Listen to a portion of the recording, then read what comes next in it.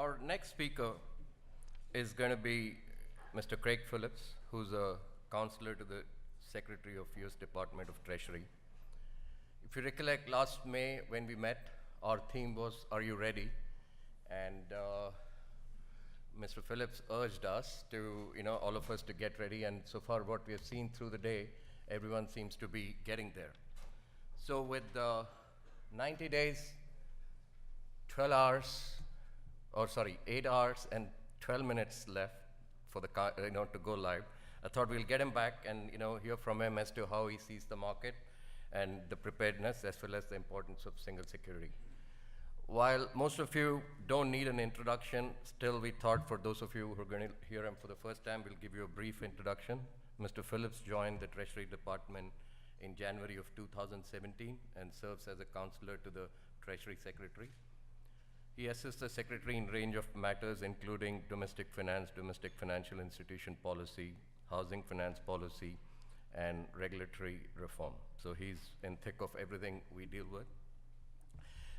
Between 2008 and 17, Mr. Phillips served as a managing director and member of the Global Operating Committee with BlackRock Inc. Mr. Phillips was the global head of financial markets advisory group at BlackRock Solutions. Before that, prior to that, he held senior leadership positions in Morgan Stanley as well as Credit Suisse First Boston, where he managed global securitized product platforms. Mr. Phillips holds a BA in Economics and Business Administration from Vanderbilt University. So please welcome Mr. Phillips.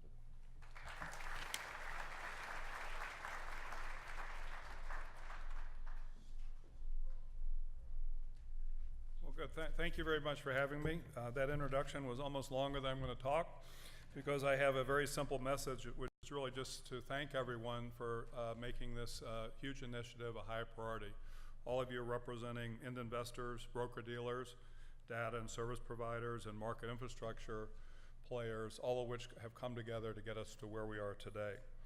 Given the depth of the importance of the mortgage market to the U.S. public and to our capital markets, Treasury has a tremendous interest in providing any support we can to the uniform launch of the UMBS. As I've indicated starting last summer, through a policy process, Treasury and the administration are very supportive of this initiative to create a single security and a more unified liquid mortgage-backed security market. Now, I must say, last summer when we had this, first of all, the Trump administration wants to grow jobs, and now this is twice as big as it was a year ago, so that part of the plan is working. You got a lot of people are here. But also, there was a lot of work to be done, and honestly, I was a little nervous about it once we went over the whole context of everything that had to be done. And I must say it's incredible that all of you put the effort in, but I'd also be remiss to not acknowledge a few other commitments. First of all, at the FHFA, Bob Ryan, Robert Fishman, and Liz Schultz, among many others, have tirelessly worked on the policy side of this and helped guide the GSEs. A huge team at both Fannie Mae and Freddie Mac have been involved to get us here today. And of course, incredible underlying technology has been driven by the CSS platform and those professionals themselves. So everyone on the official sector side should be very proud of this accomplishment. The single security represents an important opportunity to accomplish policy goals that we think will help the market, borrowers, as well as taxpayers. By making Freddie Mac and Fannie Mae securities fungible in the TBA market, we have the opportunity to establish and maintain a single, deeper, and more liquid market for mortgage-backed securities that they issue. And this market is not only good for investors that trade these securities and invest in them on behalf of their customers, but also benefit borrowers and the U.S. public in the form of lower, more predictable interest rates. The UMBS is also going to create more flexibility for the customization at the resecuritization level. Presently, you can only aggregate within each enterprise's securities, and now investors will be able to commingle the UMBS issued by either GSE. This also will further improve liquidity and the option of customization. Also, we believe that the security will reduce the cost to Freddie Mac and therefore taxpayers by eliminating the historic difference in liquidity and other pricing patterns between Fannie Mae and Freddie Mac securities.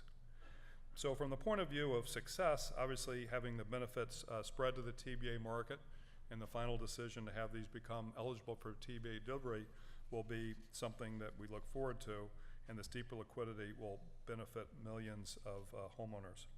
Since last year, there were quite a number of regulatory questions that had to be answered, and I know while there continues to be a process of working through these changes, all of those deadlines were met.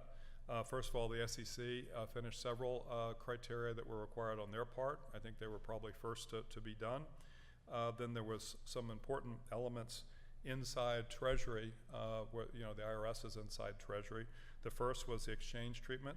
So guidance was needed for Freddie Mac security investors on the tax implications of converting a PC to a UMBS.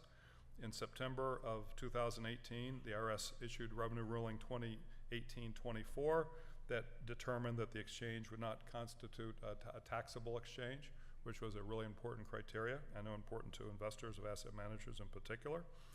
Also, there was further clarification around the nature of float compensation as a tax-free reduction to the security basis. These were large tax policy decisions, not so much that the decision about the security was difficult, but whenever they do a ruling, they need to make sure that it doesn't have some unintended consequence with another aspect of the market. Now, I must say the IRS did not rule on the taxability of the payment that you would receive in the float compensation. And I have it underlined here to say that participants are advised to consult with their tax experts to determine how to treat the float compensation. The second big element was Rule 817H, which are certain insurance company and pension fund vehicles that need clarity on concentration limits. It does not represent a huge percentage of the market, but it's a very important segment that asset managers in particular need to serve.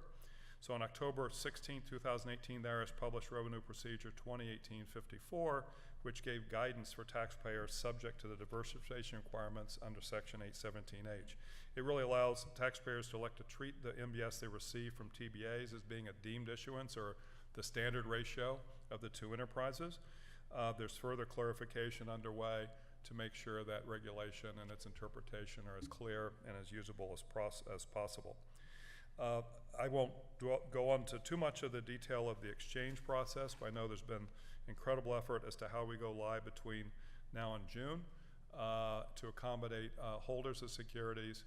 We're particularly interested in non-US holders and others that are sort of less close to the axis of all this to make sure that they're comfortable in those steps. I know that's been a topic talked about today extensively.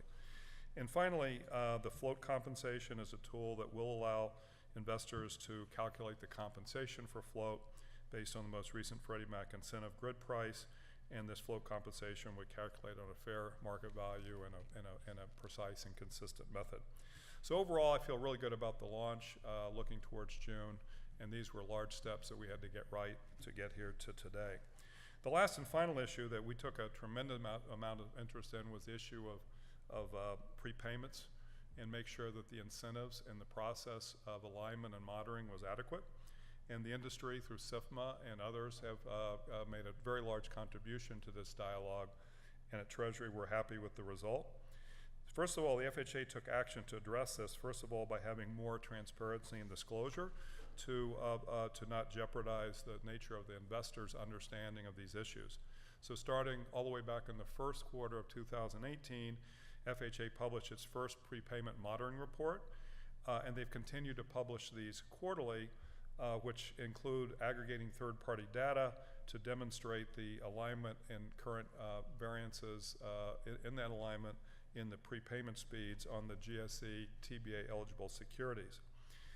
Based on industry feedback and something that was hot and heavy last summer, there was the decision to further codify FHA's oversight of the enterprises and by extension oversight of the servicing process and the originator process to assure that alignment will be maintained. So a rule was published to promote this alignment. Just last week, following a comment period, a final rule has been put forward, and that final rule represents substantial and very high quality industry feedback. So it really facilitates FHA's exercise of its broad authority as regulator, as well as its authority in conservatorship. A lot of concern was that this would not be a unified process between conservatorship and possibly exiting conservatorship if we accomplish housing reform, and I think the rule is set out accomplishes the goals. So I think really the nature of how the private sector has worked with the FHFA and the FHA delivery of the final rule and alignment is a last really critical step. I know that there's still work being done among all of you, so I again applaud you for being here today. I know it's a really large commitment to represent your organizations. I know other questions may come out of today, and I know at the FHFA and Fannie and Freddie, they stand by to help facilitate it. At this point, it's largely a private sector solution in the sense that all the tremendous investors and vendors are here to really show you what they've done to make you feel comfortable about the environment you're operating in. So I think going forward, it's really critical that lenders, market, utilities, dealers, investors are ready. So hopefully you identify anything today that is a gap and help your organization address it. We believe truly that the single security is agnostic to housing finance reform. We'd like to get on with that and see an end to the conservatorships, but we think this is a tool or a process that really is additive to that objective, and it certainly doesn't detract from it or obligate us to any path. We think the original objective to have a single liquid market for MBS will prove to be a great decision. And as I said, the administration unambiguously supports this. So I want to again thank everyone for the tremendous work. We're confident the end result will be as planned, and we look forward to working with the FHA and the enterprises to support the smooth transition next quarter. So thank you for being here, and thank you for your commitment.